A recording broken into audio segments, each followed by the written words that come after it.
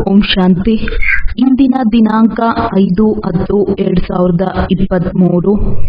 ಮಧುರ ಮಕ್ಕಳೇ, ತಂದೆಯೊಂದಿಗೆ ಸರ್ವ ಸಂಬಂಧವನ್ನು ಇಟ್ಟುಕೊಂಡಾಗ ಬಂಧನವು ಸಮಾಪ್ತಿಯಾಗಿ ಬಿಡುತ್ತದೆ. ಮಾಯೆಯು ಬಂಧನದಲ್ಲಿ ಬಂಧಿಸುತ್ತದೆ ಮತ್ತು ತಂದೆಯು ಬಂಧನಗಳಿಂದ ಮುಕ್ತರನ್ನಾಗಿ ಮಾಡುತ್ತಾರೆ. ಪ್ರಶ್ನೆ: ನಿರ್ಬಂಧನರೆಂದು ಯಾರಿಗೆ ಹೇಳಲಾಗುತ್ತದೆ? ನಿರ್ಬಂಧನರಾಗುವ ಉಪಾಯವು ಯಾವುದಾಗಿದೆ? ಉತ್ತರ: ನಿರ್ಬಂಧನ ಅರ್ಥಾತ್ ಅಶರೀರಿ ದೇಹ ಸಹಿತವಾಗಿ ದೇಹದ ಯಾವುದೇ ಸಂಬಂಧವು ಬುದ್ಧಿಯನ್ನು ತನ್ನ ಕಡೆ ಸೆಳೆಯದಿರಲಿ. ದೇಹಾಭಿಮಾನದಲ್ಲಿಯೇ ಬಂಧನವಿದೆ. ದೇಹಿ ಅಭಿಮಾನಿಗಳಾಗಿ ಆಗ ಎಲ್ಲ ಬಂಧನಗಳು ಸಮಾಪ್ತಿಯಾಗಿ ಬಿಡುತ್ತದೆ. ಜೀವಿಸಿದಂತೆಯೇ ಸಾಯುವುದೇ ನಿರ್ಬಂಧನರಾಗುವುದಾಗಿದೆ. ಈಗ ಅಂತಿಮ ಸಮಯವಾಗಿದೆ. ನಾಟಕವು ಮುಕ್ತಾಯವಾಯಿತು. ನಾವು ತಂದೆಯ ಬಳಿ ಹೊರಟು ಹೋಗುತ್ತೇವೆಂದು ಬುದ್ಧಿಯಲ್ಲಿರಲಿ, ಆಗ ನಿರ್ಬಂಧನರಾಗಿ ಬಿಡುತ್ತೀರಿ. ಗೀತೆ: ಯಾರ ಜೊತೆಗಾರ ಸ್ವಯಂ ಭಗವಂತನಾಗಿದ್ದಾರೆ ಅವರಿಗೆ ಓಂ ಶಾಂತಿ. ತಂದೆಯು ಕುಳಿತು ಮಕ್ಕಳಿಗೆ ತಿಳಿಸುತ್ತಾರೆ, ಈಗ ಇಷ್ಟು ಜನ ಮಕ್ಕಳಿದ್ದಾರೆಂದರೆ ಅವಶ್ಯವಾಗಿ ಬೇಹದ್ದಿನ ತಂದೆಯೂ ಇರುವರು. ತಂದೆಯು ತಿಳಿಸುತ್ತಾರೆ, ನಿರಾಕಾರ ಶಿವ ತಂದೆ ಎಂತಲೂ ಹೇಳುತ್ತಾರೆ. ಬ್ರಹ್ಮರವರನ್ನೂ ಸಹ ತಂದೆ ಎಂದು ಹೇಳುತ್ತಾರೆ. ವಿಷ್ಣುವಿಗಾಗಲಿ ಅಥವಾ ಶಂಕರನಿಗಾಗಲಿ ತಂದೆ ಎಂದು ಹೇಳುವುದಿಲ್ಲ. ಶಿವನಿಗೆ ಸದಾ ತಂದೆ ಎಂದು ಹೇಳುತ್ತಾರೆ. ಶಿವನ ಚಿತ್ರವೇ ಬೇರೆ, ಶಂಕರನ ಚಿತ್ರವೇ ಬೇರೆ. ಶಿವಾಯ ನಮಃ ಎಂದು ಗೀತೆಯೂ ಸಹ ಇದೆ. ಮತ್ತೆ ನೀವು ಮಾತಾ ಪಿತಾ ಎಂದು ಹೇಳುತ್ತಾರೆ. ಇದು ಸಹ ತಿಳಿಸಿಕೊಡಲು ಬಹಳ ಸಹಜವಾಗಿದೆ, ಏಕೆಂದರೆ ಅವಶ್ಯವಾಗಿ ನಿರಾಕಾರ ಶಿವನನ್ನೇ ತಂದೆ ಎಂದು ಹೇಳಲಾಗುತ್ತದೆ. ಅವರೇ ಸರ್ವ ಆತ್ಮಗಳ ತಂದೆಯಾಗಿದ್ದಾರೆ. ಶಂಕರ ಅಥವಾ ವಿಷ್ಣು ನಿರಾಕಾರರಂತೂ ಅಲ್ಲ. ಶಿವನಿಗೆ ನಿರಾಕಾರನೆಂದು ಹೇಳಲಾಗುತ್ತದೆ. ಮಂದಿರಗಳಲ್ಲಿ ಅವರೆಲ್ಲರ ಚಿತ್ರಗಳಿವೆ. ಭಕ್ತಿ ಮಾರ್ಗದಲ್ಲಿಯೂ ಎಷ್ಟೊಂದು ಚಿತ್ರಗಳಿವೆ. ಶ್ರೇಷ್ಠಾತಿ ಶ್ರೇಷ್ಠ ಶಿವ ತಂದೆಯ ಚಿತ್ರವನ್ನು ತೋರಿಸುತ್ತಾರೆ. ನಂತರ ಬ್ರಹ್ಮ ವಿಷ್ಣು ಶಂಕರರ ಚಿತ್ರವನ್ನು ತೋರಿಸುತ್ತಾರೆ. ಅವರ ರೂಪವೂ ಇದೆ. ಜಗದಂಬ ಜಗತ್ಪಿತಾರವರ ರೂಪವೂ ಇದೆ ಮತ್ತು ಲಕ್ಷ್ಮೀ ನಾರಾಯಣರಿಗೂ ಸಾಕಾರಿ ರೂಪವಿದೆ. ಆದರೆ ಒಬ್ಬರೇ ಭಗವಂತನು ನಿರಾಕಾರನಾಗಿದ್ದಾರೆ. ಅವರನ್ನು ಕೇವಲ ಭಗವಂತನೆಂದು ಹೇಳುವುದರಿಂದ ಮನುಷ್ಯರು ತಬ್ಬಿಬ್ಬಾಗುತ್ತಾರೆ. ಭಗವಂತನಿಗೂ ನಿಮಗೂ ಸಂಬಂಧವೇನೆಂದು ಕೇಳಿದರೆ ಅವರು ತಂದೆಯಾಗಿದ್ದಾರೆಂದು ಹೇಳುತ್ತಾರೆ. ಆದ್ದರಿಂದ ಅವರು ಪರಂಪಿತ ಪರಮಾತ್ಮನಾಗಿದ್ದಾರೆಂದು ಸಿದ್ಧ ಮಾಡಿ ತಿಳಿಸಬೇಕು. ತಂದೆ ರಚಯಿತನಿದ್ದಾರೆಂದರೆ ತಾಯಿಯೂ ಬೇಕು. ತಾಯಿ ಇಲ್ಲದೆ ತಂದೆಯು ಸೃಷ್ಟಿಯನ್ನು ಹೇಗೆ ರಚಿಸುತ್ತಾರೆ? ಆ ತಂದೆಯು ಯಾವಾಗ ಬರುತ್ತಾರೆ? ಹೇ ಪತಿತರನ್ನು ಪಾವನ ಮಾಡುವ ತಂದೆಯೇ ಬನ್ನಿ ಎಂದು ಎಲ್ಲರೂ ಕರೆಯುತ್ತಾರೆ. ಈಗಂತೂ ಇಡೀ ಪ್ರಪಂಚವು ಪತಿತವಾಗಿದೆ. ಪತಿತರಾದಾಗಲೇ ಬಂದು ಪಾವನರನ್ನಾಗಿ ಮಾಡುತ್ತಾರಲ್ಲವೇ? ಇದರಿಂದ ತಂದೆಯು ಪತಿತ ಪ್ರಪಂಚದಲ್ಲಿ ಅವಶ್ಯವಾಗಿ ಬರಬೇಕಾಗಿದೆ ಎಂದು ಸಿದ್ಧವಾಗುತ್ತದೆ. ಆದರೆ ಡ್ರಾಮಾ ಅನುಸಾರ ಇದು ಯಾರಿಗೂ ಅರ್ಥವಾಗುವುದಿಲ್ಲ. ತಿಳಿಯದೇ ಇರುವ ಕಾರಣವೇ ತಂದೆಯು ಬಂದು ತಿಳಿಸುತ್ತಾರೆ. ತಂದೆಯು ಮಕ್ಕಳಿಗೆ ಕುಳಿತು ತಿಳಿಸಿಕೊಡುತ್ತಾರೆ. ಜ್ಞಾನ ಮತ್ತು ಭಕ್ತಿ ಎಂದು ಭಾರತದಲ್ಲಿಯೇ ಗಾಯನ ಮಾಡಲಾಗುತ್ತದೆ. ನಂತರ ಬ್ರಹ್ಮರವರ ದಿನ, ಬ್ರಹ್ಮರವರ ರಾತ್ರಿ ಎಂದು ಹೇಳುತ್ತಾರೆ. ರಾತ್ರಿಯಲ್ಲಿ ಘೋರ ಅಂಧಕಾರವಿರುತ್ತದೆ. ಜ್ಞಾನ ಅಂಜನವನ್ನು ಸದ್ಗುರು ಕೊಟ್ಟರು. ಅಜ್ಞಾನ ಅಂಧಕಾರವು ವಿನಾಶವಾಯಿತೆಂಬ ಗಾಯನವೂ ಇದೆ. ಮನುಷ್ಯರಲ್ಲಿ ಇಷ್ಟು ಅಂಧಕಾರವಿದೆ, ಅವರು ತಂದೆಯನ್ನೇ ಅರಿತುಕೊಂಡಿಲ್ಲ. ಇದರಂತಹ ಅಜ್ಞಾನ ಮತ್ಯಾವುದೇ ಇಲ್ಲ. ಪರಂಪಿತ ಓ ಗಾಡ್ ಫಾದರ್ ಎಂದು ಹೇಳಿ.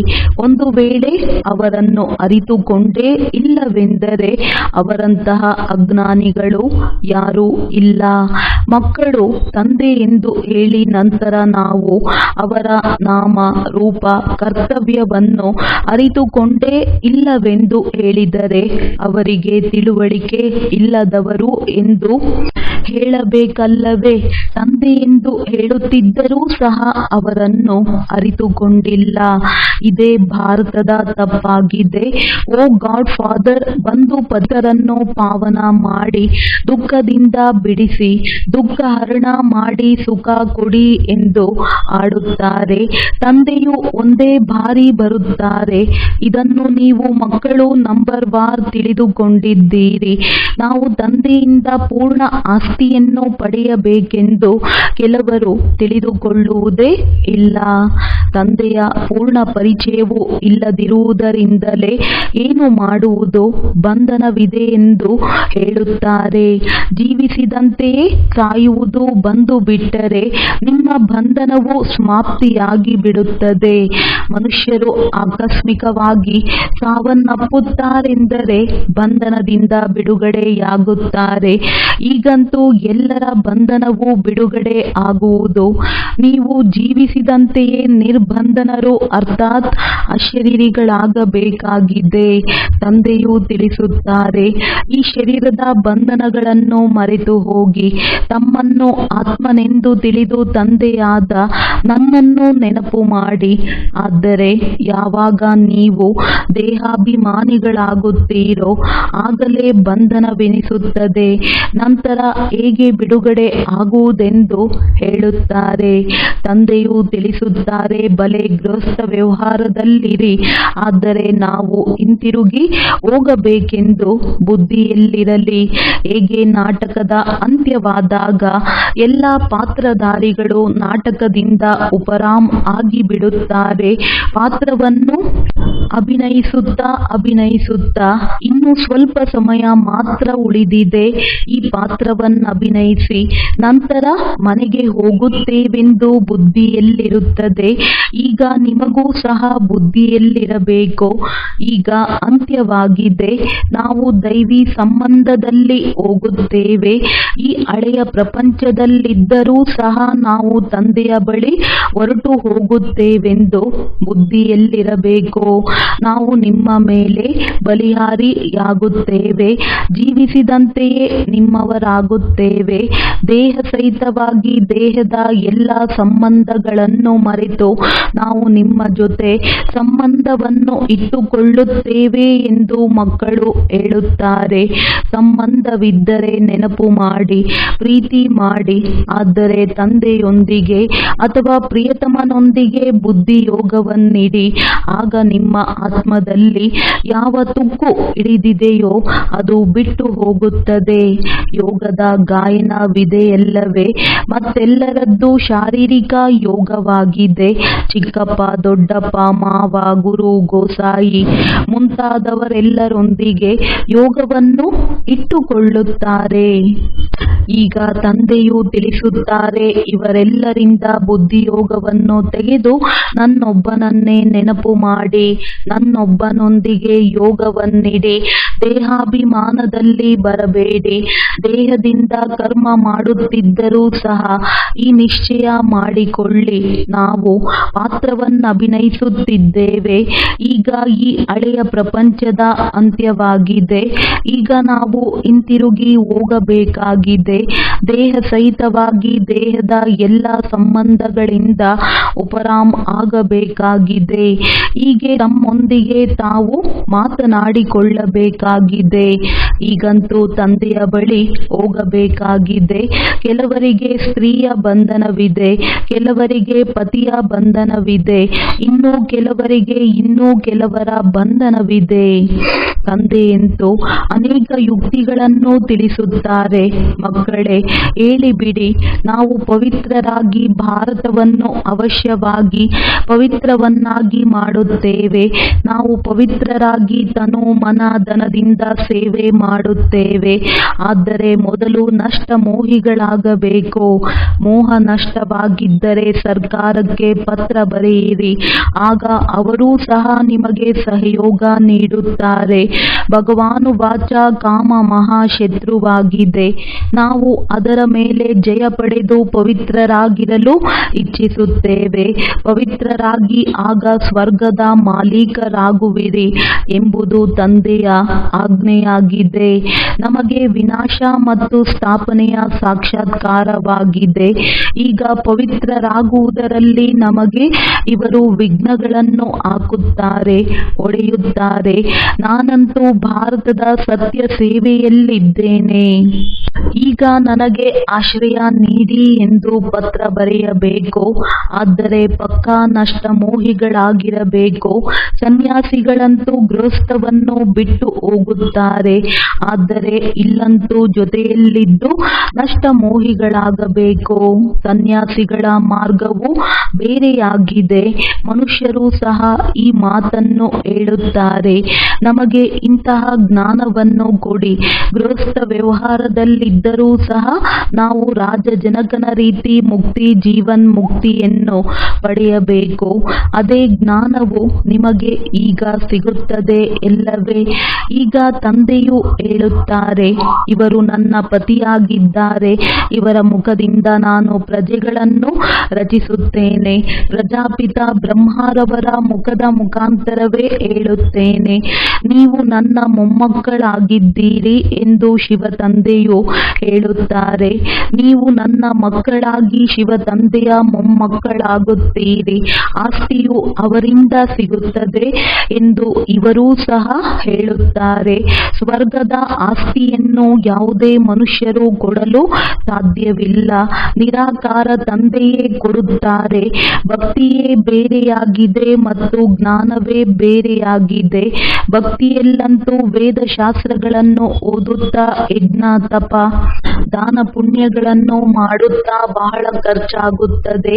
ಇದೆಲ್ಲವೂ ಭಕ್ತಿ ಮಾರ್ಗದ ಸಾಮಗ್ರಿಗಳಾಗಿವೆ. ಭಕ್ತಿಯು ದ್ವಾಪರದಿಂದ ಪ್ರಾರಂಭವಾಗುತ್ತದೆ. ಯಾವಾಗ ದೇವತೆಗಳು ವಾಮ ಮಾರ್ಗದಲ್ಲಿ ಬಂದು ಪತಿತರಾಗುತ್ತಾರೆಯೋ ಆಗ ದೇವಿ ದೇವತೆಗಳೆಂದು ಕರೆಸಿಕೊಳ್ಳಲು ಸಾಧ್ಯವಿಲ್ಲ. ಏಕೆಂದರೆ ದೇವತೆಗಳಂತೂ ಸಂಪೂರ್ಣ ನಿರ್ವಿಕಾರಿಗಳಾಗಿದ್ದರು. ವಾಮ ಮಾರ್ಗದಲ್ಲಿ ಹೋಗುವುದರಿಂದ ವಿಕಾರಿಗಳಾಗಿ ಬಿಡುತ್ತಾರೆ. ಆದ್ದರಿಂದಲೇ ದೇವತಾ ಧರ್ಮದವರು ವಾಮ ಮಾರ್ಗದಲ್ಲಿ ಬಂದು ಪತಿತರಾಗಿದ್ದಾರೆಂದು ಹೇಳುತ್ತಾರೆ. ಪತಿತರಿಗೆ ದೇವತೆಗಳೆಂದು ಹೇಳಲು ಸಾಧ್ಯವಿಲ್ಲ. ಆದ್ದರಿಂದಲೇ ಹಿಂದೂಗಳೆಂದು ಹೆಸರನ್ನಿಟ್ಟಿದ್ದಾರೆ. ವೇದಶಾಸ್ತ್ರಗಳಲ್ಲಿ ಆರ್ಯರೆಂಬ ಹೆಸರನ್ನಿಟ್ಟಿದ್ದಾರೆ. ಆರ್ಯ ಎನ್ನುವ ಹೆಸರು ಈ ಭರತಖಂಡಕ್ಕೋಸ್ಕರವೇ ಇದೆ. ಈಗ ಈ ಶಬ್ದವು ಎಲ್ಲಿಂದ ಬಂದಿತು? ಸತ್ಯಯುಗದಲ್ಲಂತೂ ಆರ್ಯರೆನ್ನುವ ಹೆಸರಿರುವುದಿಲ್ಲ. ಕ್ರಿಸ್ತನಿಗೂ 3000 ವರ್ಷಗಳ ಹಿಂದೆ ಭಾರತದಲ್ಲಿ ದೇವಿ ದೇವತೆಗಳು ಬಹಳ ಬುದ್ಧಿವಂತರಾಗಿದ್ದರು. ನಂತರ ಅದೇ ದೇವತೆಗಳು ಯಾವಾಗ ದ್ವಾಪರದಲ್ಲಿ ಬಂದು ವಿಕಾರಿಗಳಾಗುತ್ತಾರೆಯೋ ಆಗ ಅವರನ್ನು ಅನಾರ್ಯರೆಂದು ಹೇಳಲಾಗುತ್ತದೆ. ಒಬ್ಬರು ಆರ್ಯರೆಂದು ಹೇಳಿದರೆಂದರೆ ಸಾಕು, ಅದೇ ಹೆಸರು ನಡೆದು ಬರುತ್ತದೆ. ಹೇಗೆ ಯಾರೋ ಒಬ್ಬರು ಕೃಷ್ಣ ಭಗವಾನುವಾಚ ಹೇಳಿದರು ಅಥವಾ ಬರೆದರು, ಎಲ್ಲರೂ ಅದನ್ನು ಒಪ್ಪುತ್ತಾ ಬರುತ್ತಾರೆ. ಶಿವಾಯ ನಮಃ ಎಂದು ಆಡುತ್ತಾರೆ. ನೀವೇ ಮಾತಾ ಪಿತಾ ಎಂದು ಹೇಳುತ್ತಾರೆ. ಆದರೆ ಅವರು ಹೇಗೆ ಮಾತಾಪಿತರಾಗುತ್ತಾರೆ? ರಚನೆಯನ್ನು ಯಾವಾಗ ರಚಿಸಿದರೆಂದು ತಿಳಿದುಕೊಂಡಿಲ್ಲ. ಅವಶ್ಯವಾಗಿ ಸೃಷ್ಟಿಯ ಆದಿಯಲ್ಲಿಯೇ ರಚಿಸಿರುತ್ತಾರೆ. ಈಗ ಮನುಷ್ಯ ಸೃಷ್ಟಿಯ ಆದಿ ಎಂದು ಯಾವುದಕ್ಕೆ ಹೇಳಲಾಗುತ್ತದೆ? ಸತ್ಯಯುಗಕ್ಕೋ ಅಥವಾ ಸಂಗಮ ಯುಗಕ್ಕೋ? ಸತ್ಯಯುಗದಲ್ಲಂತೂ ತಂದೆಯು ತಂದೆಯು ಬರುವುದೇ ಇಲ್ಲ. ಸತ್ಯಯುಗದ ಆದಿಯಲ್ಲಿ ಲಕ್ಷ್ಮೀನಾರಾಯಣರು ಬರುತ್ತಾರೆ. ಅವರನ್ನು ಸತ್ಯಯುಗದ ಮಾಲೀಕರನ್ನಾಗಿ ಯಾರು ಮಾಡಿದರೋ ಕಲಿಯುಗದಲ್ಲಿಯೂ ಬರುವುದಿಲ್ಲ. ಇದು ಕಲ್ಪದ ಸಂಗಮ ಯುಗವಾಗಿದೆ. ನಾನು ಪ್ರತಿ ಕಲ್ಪದ ಸಂಗಮ ಯುಗದಲ್ಲಿ ಬರುತ್ತೇನೆ.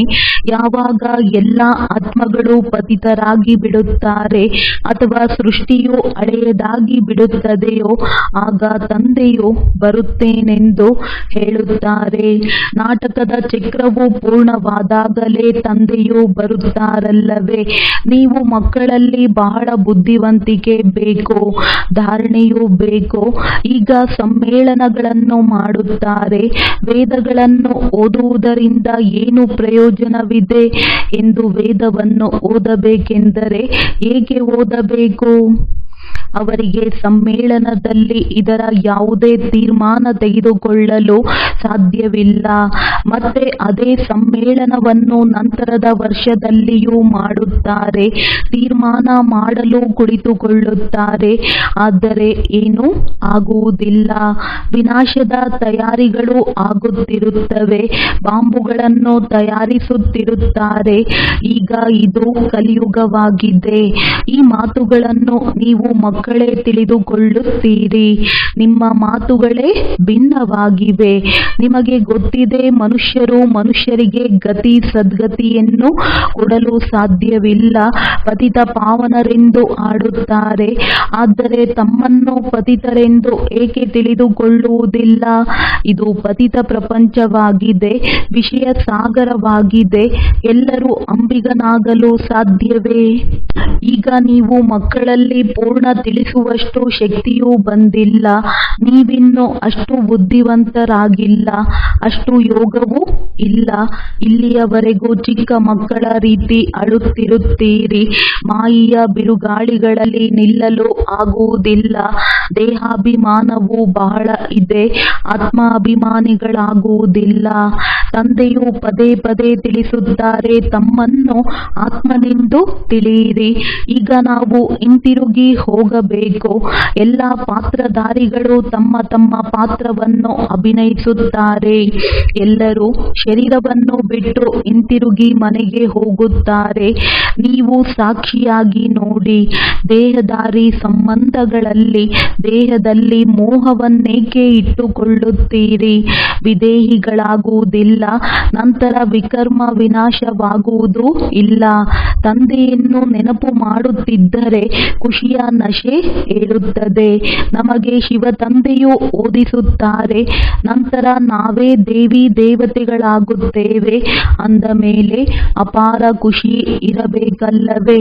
ನಿಮಗೆ ಗೊತ್ತಿದೆ, ಭಾರತವಾಸಿಗಳು ಯಾವಾಗ ಸುಖದಲ್ಲಿದ್ದರೋ ಆಗ ಉಳಿದೆಲ್ಲ ಮನುಷ್ಯರು ನಿರ್ವಾಣಧಾಮ ಶಾಂತಿಧಾಮದಲ್ಲಿದ್ದರು. ಈಗಂತೂ ಎಷ್ಟು ಕೋಟಿ ಮನುಷ್ಯರಿದ್ದಾರೆ. ಈಗ ನೀವು ಜೀವನ್ಮುಕ್ತಿಯನ್ನು ಪಡೆಯುವ ಪುರುಷಾರ್ಥ ಮಾಡುತ್ತಿದ್ದೀರಿ. ಉಳಿದವರೆಲ್ಲರೂ ಹಿಂತಿರುಗಿ ಹೊರಟು ಹೋಗುತ್ತಾರೆ. ಹಳೆಯ ಪ್ರಪಂಚವು ಬದಲಾಗಿ ಹೊಸ ಪ್ರಪಂಚವಾಗಲಿದೆ. ಹೊಸದನ್ನಂತೂ ತಂದೆಯೇ ಮಾಡುತ್ತಾರಲ್ಲವೇ? ಸಸಿಯು ನಾಟಿಯಾಗುತ್ತಿದೆ. ಇದು ದೈವಿ ಹೂಗಳ ನಾಟಿಯಾಗಿದೆ. ನೀವು ಮುಳ್ಳುಗಳಿಂದ ಹೂಗಳಾಗುತ್ತೀರಿ. ಯಾವಾಗ ಹೂದೋಟವು ಪೂರ್ಣ ತಯಾರಾಗಿ ಬಿಡುವುದು ಆಗ ಈ ಮುಳ್ಳುಗಳ ಕಾಡು ಸಮಾಪ್ತಿಯಾಗಿ ಬಿಡುವುದು. ಇದಕ್ಕೆ ಬೆಂಕಿ ಬೀಳುತ್ತದೆ.